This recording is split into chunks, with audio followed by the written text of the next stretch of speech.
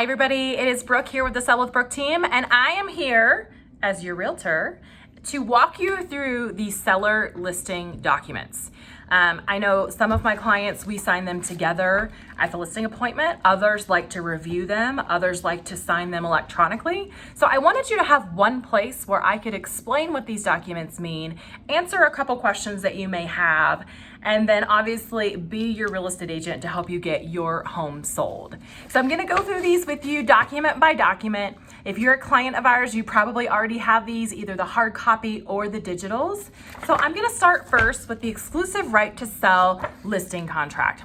This is the meat of our documents and is the contract between me as a real estate agent and a homeowner to represent them in the sale of their home. This document is basically a client to realtor working agreement, and this is what connects us in a working relationship.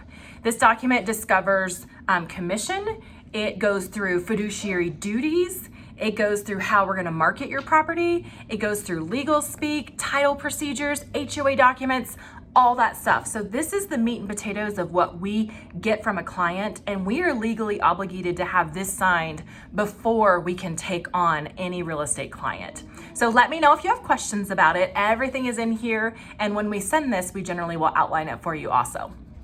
The follow-up document to that is a one-page document called the Definitions of Working Relationships. This basically just says, by law, I have to let you know what a selling agent is, what a buying agent is, and what a transaction broker is. In this event, I am a selling agent and I have to disclose that. And so this is the disclosure of that. So super easy document, but just wanted you to know what it is. The next one are our closing instructions. We do closing instructions on the front end, and then the title company also does closing instructions when they generate the closing documents. Our closing instructions really just indicate or designate that this is the title company we're using, here's our closer, and here's what the title company does for you. They pull all the deeds, they pull the title work, they disperse all the funds at the time of closing, they prepare the settlement statements, they prepare all the closing documents. And so we just have to disclose for you who's doing it and their charge as well. Generally, it's a couple $100 that's split evenly between the buyer and seller, so that is all outlined in your closing instructions. The next few documents are merely some disclosures. They are not contractual documents. They're disclosures of the home that you know as the homeowner. So for any property built prior to 1978, we have to have lead-based paint disclosures and addendums on file. These documents, again, are for any home built prior to 1978, and they just give us the opportunity to disclose if the seller is aware of any lead-based paint, if there are any reports indicating otherwise, and just really go through compliance to make sure that we know there's no lead-based paint. Generally there's not, but again, we have to have these on file.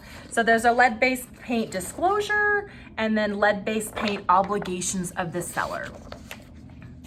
The next one is our seller's property disclosure. This is the one that our sellers get to really participate in. Most everything we have is prepared for our seller, and you merely review it, ask questions, and sign it. This one you get to get into the game, guys. It's a 9-page document that goes over everything that is possibly known about a property. The nice thing about this document is that if you don't know something, then you don't fill it out. But in this document, there's a column for if you are aware of any issue, and then you can make a note about it. If you're not aware of an issue, there's nothing to put on this form.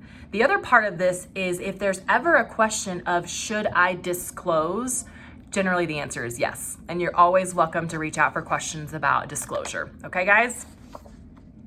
The last two are super easy ones. The next one is a square footage disclosure. We pull square footage from county records or public records.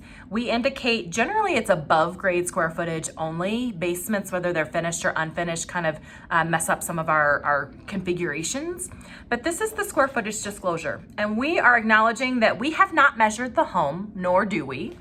We are confirming that we got this information from public records or the assessor's office, and we're merely just disclosing the square footage. It's in your listing also. And the last one of your stack, which your stack is not too bad, I promised, is the source of water. The source of water addendum is just for us to confirm and verify, where does your water come from?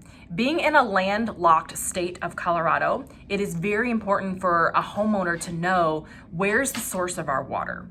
There are water table index issues all over the place. Luckily, we don't have those here, but that was the basis for this form in Colorado, is just being able to verify who's providing our water, how stable is it, and are we ever gonna run out? So we have to verify who's your water provider. If you're in a place where you have a well, we have to verify, do you have a well? Is there a well permit number? All those things. So this is your source of water addendum. So all in all, that completes the listing documents.